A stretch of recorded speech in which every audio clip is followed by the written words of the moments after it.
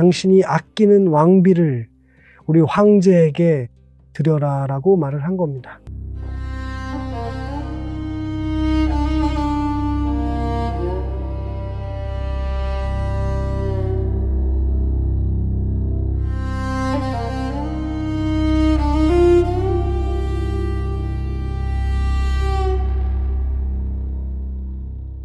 병사들은 생각하기 시작했죠. 아, 이 묵돌이라는 사람은 장난이 아니구나. 처음에는 그 천호장, 백호장, 십호장들이 이 친구는 그저 선우의 아들이라 거저 자리를 꿰찼구나 라고 생각했었지만 이제는 이게 장난 아니라는 걸 알게 된 거죠. 이 사람 말을 안 들으면 죽겠구나 하는 그런 사실을 모두가 깨닫기 시작한 겁니다. 이렇게 엄격한 법으로 기강을 잡은 뒤 묵돌 선우는 세 번째 조치를 취합니다. 이번에는 가장 놀라운 점은 몽골인들, 특히 유목민들이라면 아주 잘 이해할 텐데요. 두만 선우 시절부터 국가의 상징이었던 만리를 달릴 수 있는 국가의 상징인 명마를 쏜 것입니다. 이건 국가의 상징이잖아요. 그의 아버지를, 즉 두만 선우를 상징하는 것이기도 합니다. 그래서 이전에 망설였던 병사들이 어떻게 했느냐면 이번에는 모두가 화살을 쏘았습니다. 원래대로면 처음에 왕비를 쏘지 않았고 자신의 말을 쏘지 않았다면 누구도 감히 쏠 수 없는 국가의 상징이었거든요. 그런데 이제는 모두가 쐈습니다. 여기서 묵돌 선우는 한 가지 결론을 내립니다. 어떤 결론일까요? 묵돌 선우의 결론 말인가요? 네. 묵돌 선우가 속으로 무슨 생각을 했을까요? 속으로요? 이제 병사들이 내 말을 잘 듣겠구나 라고. 맞습니다. 바로 그거예요. 이제 준비가 된 거죠. 이제 내 병사들은 내가 시키는 대로 하겠구나라는 걸 깨닫기 시작한 겁니다. 그걸 확인한 묵돌은 어느 날 흉노족이 하는 아부 호모르고라는 대규모 행사를 하는데, 아부 호모르고란 이런 겁니다. 유목민들의 경제활동 중 하나가 사냥이잖아요. 사냥이라 하면 활과 화살을 들고 조용히 접근해서 짐승 한 마리를 잡는 걸 말하죠.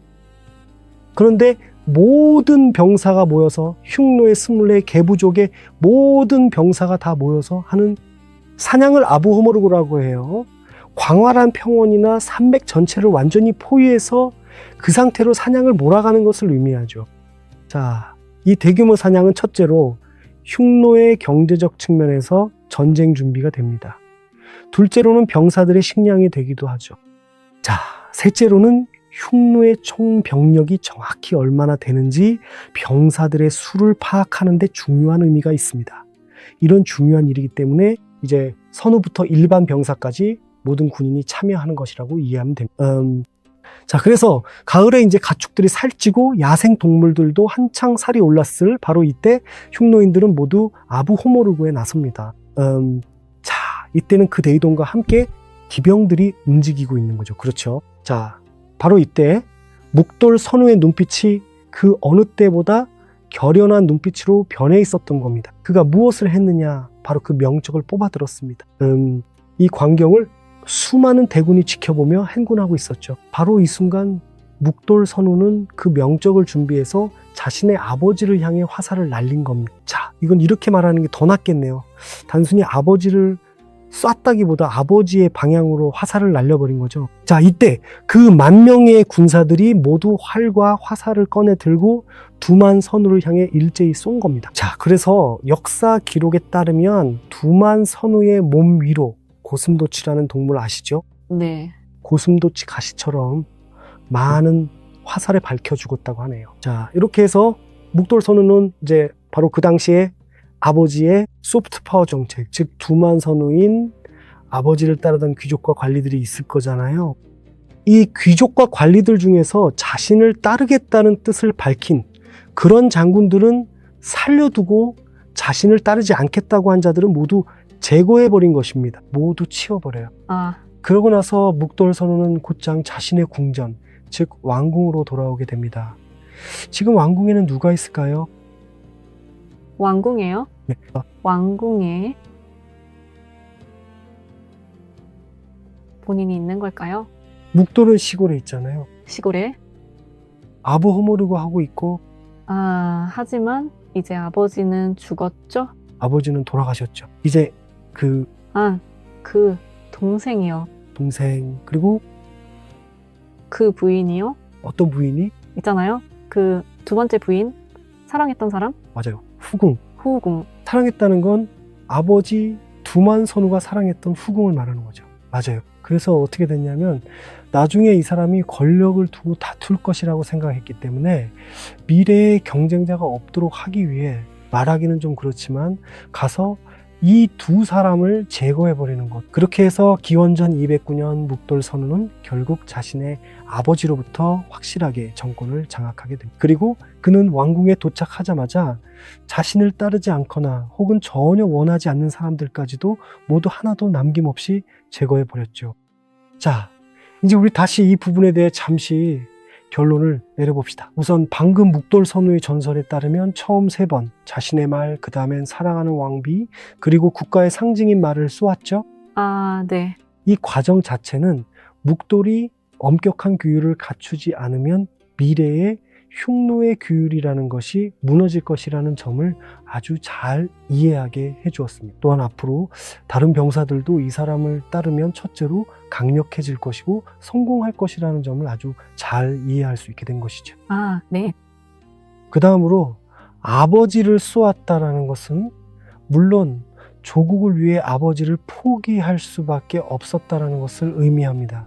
이건 지금 현대의 관점으로는 설명하기 어려운 일이죠. 생각해보세요. 사람이 아버지를 죽이고 권력을 잡는다는 거잖아요. 하지만 역사는 매우 냉혹하고 때로는 아주 가혹한, 어느 나라의 역사에서든 왕자를 차지하기 위한 경쟁에서 부자 관계는 물론 형제, 모자 관계 등 피를 흘리는 사건들이 수없이 많습니다. 그 예 중 하나가 바로 방금 말한 묵돌선우의 첫 번째 전설인 것이죠. 기원전 209년의 묵돌선우는 새로운 흉노국을 건설했습니다. 그는 자신의 아버지로부터 흉노의 통치권을 빼앗았죠. 이 사건은 주변의 다른 나라들에게는 정말 충격적인 소식으로 전해졌습니다. 월지도 놀랐고 동호 역시 깜짝 놀랐습니다. 자, 그런데 여기서 무슨 일이 있었냐면 동호는 이전에 두만선우 시절에 흉노로부터 조공을 받았었죠. 네. 자, 그래서 흉노의 이제 젊은 묵돌선우가 황제가 됐고 그가 아버지를 죽이고 권력을 찬탈했다는 사실을 알게 되자마자 이 사람이 얼마나 용감하고 야심이 있는 인물인지 떠보기 위해서 사신을 보냈습니다. 자, 이 사건이 바로 묵특선우 전설의 두 번째 장입니다. 자, 그럼 전설의 두 번째 이야기로 들어가 보죠. 네. 자, 두 번째 장은 동호회에서 사신이 오는 장면입니다. 동호회 통치자인 왕의 전령이자 신임받는 고위관리가 도착했습니다. 자, 이 관리는 이제 왕궁에 들어올 때, 선우의 궁전에 들어올 때 아주 거만한 태도로 들어오겠죠? 그렇게 오만한 기세로 들어오더니, 자, 묵특, 당신이 흉노의 선우가 된 것에 대해 우리 왕께서 매우 기뻐하고 계십니다. 당신 내 나라와 우리나라는 서로 화목하고 우호적인 관계를 유지해 왔으며 그 대가로 흉노는 매년 조공을 바쳐왔습니다. 그러니 당신들은 우리에게 한 가지 요구 사항을 들어주어야겠습니다. 그게 무엇이냐 하면 동호의 황제가 당신들에게 무엇을 달라고 했냐면 동호가 이제 당신들에게 국가의 상징인 명말을 내놓으라고 한 것입니다. 전설에 따르면 나라의 상징인 그 말은 이미 예전에 쏘아 죽였죠. 그렇죠? 근데 이번엔 나라의 상징이 될 또 다른 말을 다시 바쳐야 하는 상황이 된 거예요. 신성하게 구별해둔 말입니다. 자, 이 말을 들은 묵돌선우는 무척 당황했을 겁니다. 당황한 묵돌은 어떻게 했을까요? 당연히 사신 앞에서 내색하지 않았겠죠. 사신은 잠시 물러가 있으시오. 우리끼리 논의하겠소. 묵돌은 이 14개 부족의 수장이었기에 그곳에는 24명의 부족장과 장군들, 국사 고문 등 수많은 인사가 모여 있었습니다. 그는 이 사람들에게 어떻게 생각하는지 의견을 물었습니다. 그러자 모인 사람들은 속으로 생각했죠. 나라의 상징인 천리마를 바치라는 건 너무 지나친 요구다. 대부분의 귀족은 동호가 너무 오만하다며 당장이라도 전쟁을 벌여야 한다고 주장했습니다. 전쟁을 합시다. 이건 용납할 수 없습니다. 라고 말했죠. 그들은 모욕을 당했다고 느꼈어요. 하지만 이건 동호가 던진 거대한 정치적 승부수였습니다. 일종의 정치적 싸움이었죠. 동호는 이렇게 생각했습니다. 묵돌이 수락한다면 그는 겁쟁이라는 뜻이다. 거절한다면 아무리 용맹해도 전쟁을 일으킬 명분이 생기는 셈이지라. 동호는 처음 사신을 보낼 때부터 이미 군대를 집결시켜 전쟁 준비를 마친 상태였을 거예요. 묵돌은 귀족들의 의견을 모두 듣고 나서 한참을 깊이 고민하더니 그들에게 말을 내주어라 라고 명령했죠. 그러자 모든 귀족이 입을 다물지 못하고 놀랐습니다. 아니, 방금까지 그렇게 강경하고 단호하던 우리 주군께서, 선우께서 어째서 적국에 나라의 상징인 천리마를 바치시는 건가라며 웅성거렸죠. 한편 목적을 달성한 사신은 의기양양하게 동호로 돌아갔습니다. 아주 자신만만한 태도로 자신의 황제에게 보고했죠. 묵돌은 정말 겁쟁이더군요. 요구를 아무 군말 없이 즉각 들어주었습니다. 우리가 거기 오래 머물 필요도 없었습니다 라고 말이죠. 그 말을 들은 동호 사람들은 묵돌은 겁쟁이다 라는 확신을 갖게 되었습니다. 그러고는 묵돌을 한 번 더 시험해보자. 이번에 떨어진다면 그때는 정말 전쟁을 시작하자라고 계획했습니다. 그래서 사신이 다시 찾아왔습니다.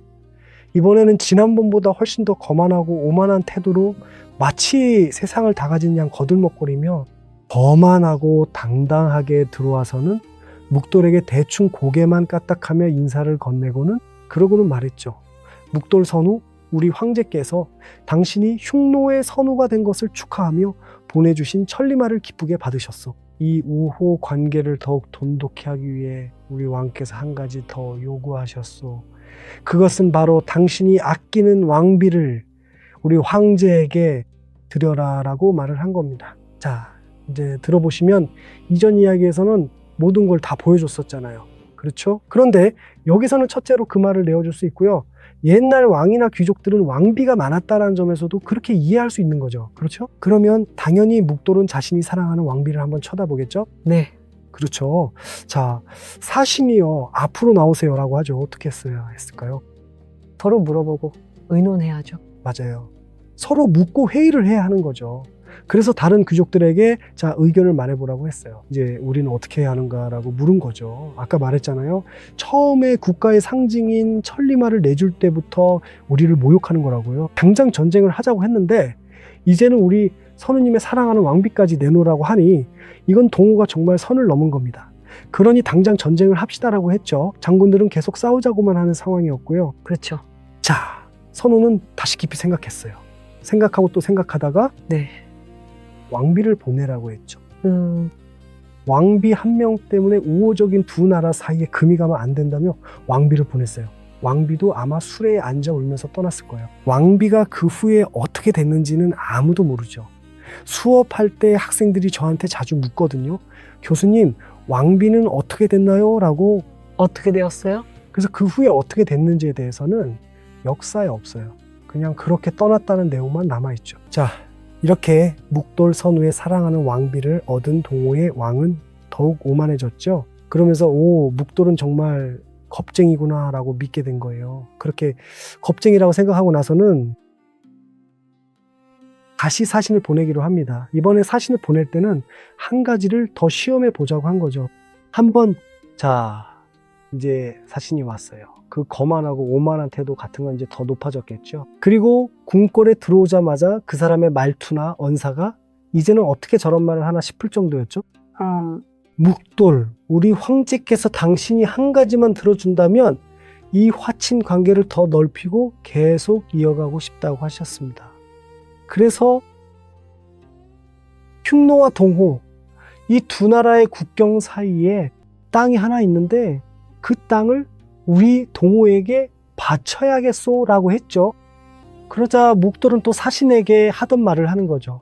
사신께서는 나가 계십시오. 저희가 중요한 정무를 논의해야 하니 내부적으로 상의한 뒤에 즉시 답을 드리겠습니다라고 말이죠. 신하들은 과연 뭐라고 했을까요? 전쟁을 합시다. 진짜로, 오케이? 그렇죠. 진짜로 전쟁을 하자고 했겠죠. 자, 그렇겠죠. 그런데 이번에 신하들은 묵돌 선우를 거의 이해하지 못했어요. 이게 무슨 뜻이냐면 네. 자, 이전에 어떻게 했나요? 국가의 상징인 말도 줘버렸고 선우가 아끼는 왕비까지 줘버렸잖아요. 그쵸? 그런데 그 땅은 흉노와 동호 사이의 국경에 있는 척박하고 가축도 살지 않는 땅이었거든요. 그래서 어떤 이들은 줘도 된다고 하고 어떤 이들은 주지 않아야 한다고 말했던, 아, 이 말을 들은 묵돌 선우는 즉시 화를 내며 일어나서 칼을 뽑아들고 궁을 나가 말에 올라타 전쟁을 선포합니다. 너는 땅은 국가의 근본이다 라고 말한 거죠. 자, 이제 이 땅은 국가의 근본이다라는 말은 지금까지도 묵돌 선우 이후 2200년 동안 몽골인들 사이에서 아주 유명한 말이죠. 아, 그리고 방금 말한 그 땅을 줘도 된다고 했던 사람들을 그 자리에서 처형하고 줘도 되고 안 줘도 된다며 애매하게 말했던 사람들도 있었잖아요. 이 사람들에게는 이번 전쟁에서 공을 세워 방금 한 말의 죗값을 치르라고 했습니다. 빠나. 그렇게 자신을 지지하는 모든 군사를 이끌고 동호 부족을 향해 진격했습니다. 그런데 여기서 동호 부족은 어떻게 됐을까요? 갑작스러운 상황에 전혀 대비가 되어 있지 않았던 거죠.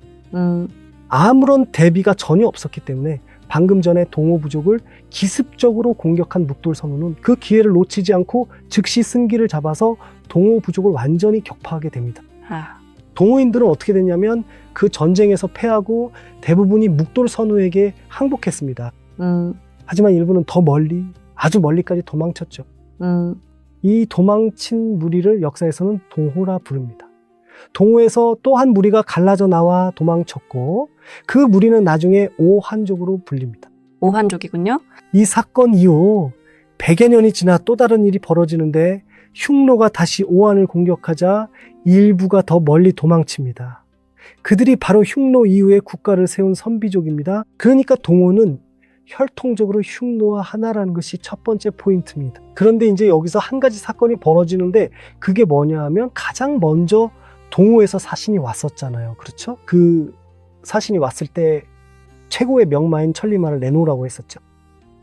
이건 국가의 통치자인 선우에게는 분명 매우 힘든 결정이었을 겁니다. 하지만 여기에는 한 가지가 더 있는데 바로 전쟁의 전략이에요. 그게 무슨 뜻이냐면 처음에 사신을 보냈을 때 동호는 이미 군대를 준비해둔 상태였죠. 그런데 흉노는 영토가 워낙 광대하잖아요. 이 넓은 땅에서 그 많은 군대를 소집한다는 것은 시간적으로 불가능한 일이었습니다. 그래서 말을 주지 않고 바로 전쟁을 했다면 패배하는 것이 자명했죠. 그러니까 대군을 소집하기 위해 시간을 벌었던 겁니다. 처음에 그 말을 보낼 때 국가의 상징인 말을 보냄으로써 전쟁을 준비할 시간을 번 것이죠. 시간을 벌어서 전령을 보내고 전령을 통해 군대를 모두 소집한 겁니다.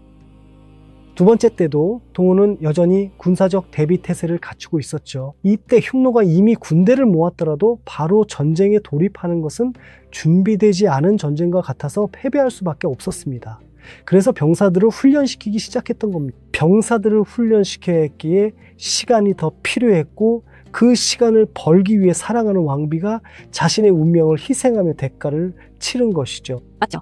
그런데 세 번째로 동호 부족이 사신을 보냈을 때 동호 측에서 실수를 저질렀습니다. 실수를 저질렀죠. 그게 무슨 뜻이냐면 처음 두 번은 군대를 전부 집결시켜 놨었잖아요. 네. 자, 이제 묵돌이 공격해오면 우린 준비가 돼 있어 정말 박살을 내주마라고 생각하고 있었는데 세 번째에는 에이, 묵돌은 원래 겁쟁이더군 땅 밭이라고 한 건 척만 하면 되겠지라고 생각해버린 거죠. 그런데 군대를 소집한다는 게 간단한 문제가 아니잖아요. 군사는 첫날을 길러 하루에 쓴다.